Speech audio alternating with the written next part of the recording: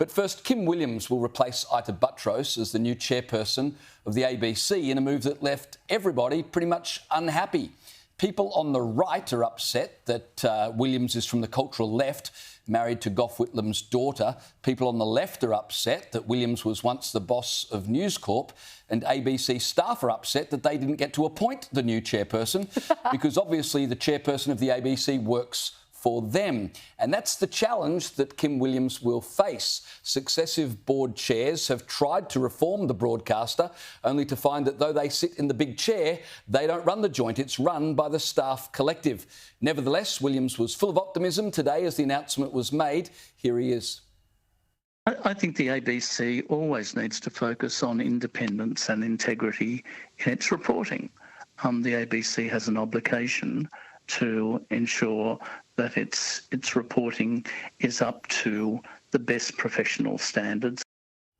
Caleb, I like what I'm hearing. Good appointment, bad appointment, or a wait and see? Well, I don't think it would really matter who you appointed as chair of the ABC, to be perfectly honest. Typically, we say that the fish rots from the head, but I think the ABC rots from the bottom, and it has for a very long time. I mean, for heaven's sake, you could put Donald Trump in charge of the ABC, and I reckon he'd have a hard time of reforming that joint. I don't know about that. When termites start eating away at the frame of a house, it gets to a point where you've got to knock the thing over and rebuild again. You can't patch it up, and that is where the ABC is. I mean, you've had all these sort of people with brainworms on Twitter today going off saying, oh, you know, it's a Murdoch appointment. We've got some Murdoch stooge going in to ruin the ABC. I don't think it's going to go quite like that. Let's not forget that Mr Williams has been appointed by Anthony Albanese, by a Labor government, so they're not sending in some Murdoch man to go and destroy the ABC, are they? But, you know, it doesn't matter who it is. It's not going to change. I got to laugh, Liz. On the ABC Instagram feed, people were all upset because, you know, this guy used to work for Murdoch, and someone actually posted and it got hundreds of likes. Why didn't they appoint Lee Sales or get this Zelensky? Why isn't he the chairperson of the ABC? He's a little bit busy pretending to be president of Ukraine. But I just found this so hilarious, right? Because all the headlines say the same thing, like ex-News Corp CEO. He was CEO for less than 2 years, after which he resigned in 2013. So don't worry, he's not really our guy. But hey, ABC, you can have our 10-year-old scraps. We don't mind. And since then, what does his resume look like? He's been commissioner of that and chairman of this. I'm sure they all paid handsomely, as does this post. I can understand why you'd want to take it.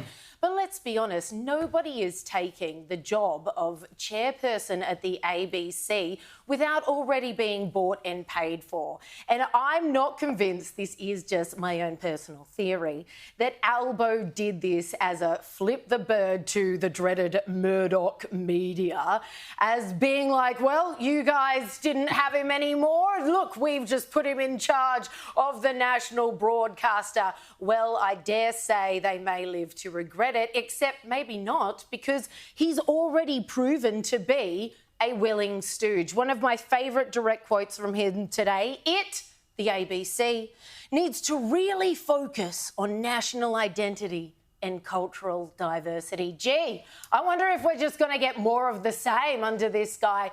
You said previously that other chairpersons have tried to turn it around.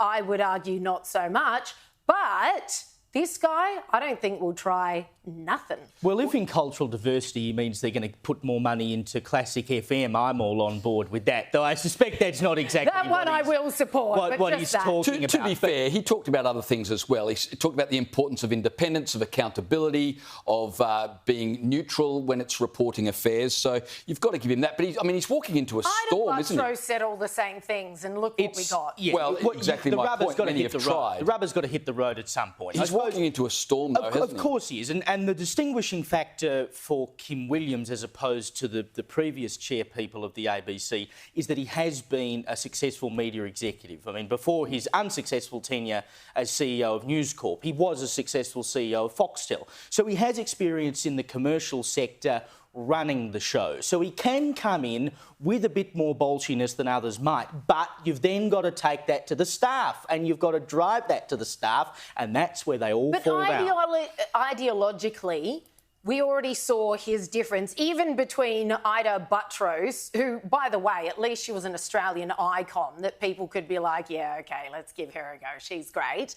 So she finished talking about this 200 staff taking on the managing director, having this massive vote of no confidence in him. And she called it abhorrent and incorrect, which was fair, I think. He gave Antoinette Lattouf the boot for very good reasons, as the ABC has detailed on countless occasions now.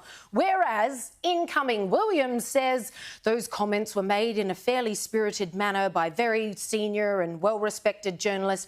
I think one would be erring if I didn't listen closely to that feedback. So what Ita is saying was just abhorrent and these people should be ignored. He's already saying, oh no, lean in. I mean, this is really important feedback. So there's already an ideological chasm between the outgoing, who didn't do much, love you, Ita, but didn't really achieve much at the ABC, and I dare say that wasn't your fault in all fairness, and the incoming, who seems to have absolutely no problem with the fact that the staff are up in arms about something this stupid.